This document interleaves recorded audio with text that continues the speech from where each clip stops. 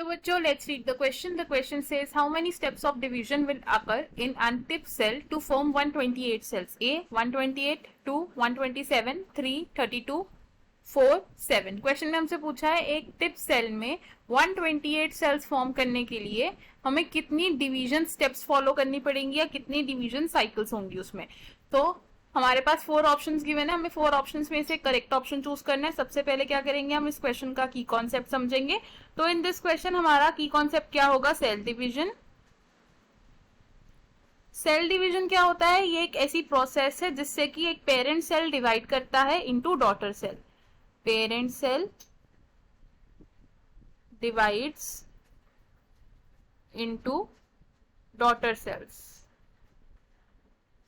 Daughter cells. अब cell division 2 तरीके की होती है, 2 टाइप्स। कौन कौन से 2 टाइप्स की सेल डिवीजन होती है हमारे पास, they are mitosis and meiosis.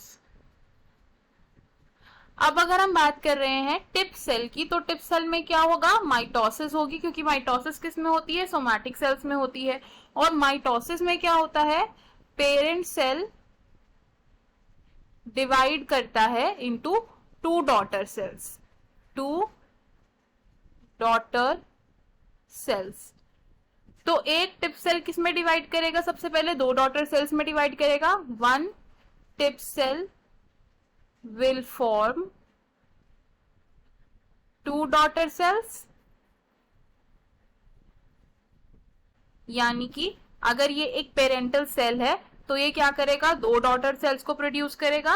अब ये डॉटर सेल्स क्या करेंगे, अगेन 2 सेल्स को राइज करेंगे और ये साइकिल आगे कंटिन्यू होती रहेगी। हमसे क्या पूछा है कि 128 सेल्स तक पहुंचने के लिए कितनी डिवीजन साइकिल्स अकर होंगी। तो for determining the number of specific cells, यानी कि for finding the number of cells after certain division cycles,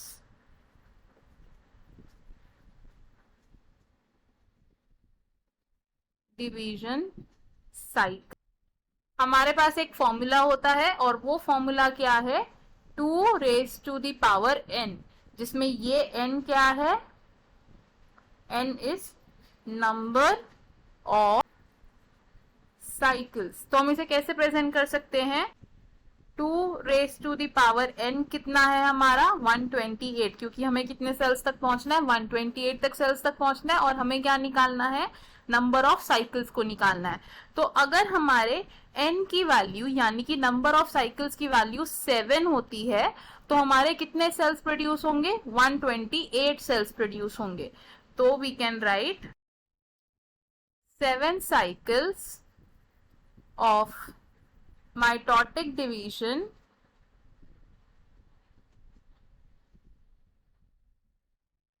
will form 128 टिप सेल्स। तो हमें हमारे क्वेश्चन का आंसर मिल गया। The correct answer will be option 4। तो हम क्या लिखेंगे, ऑप्शन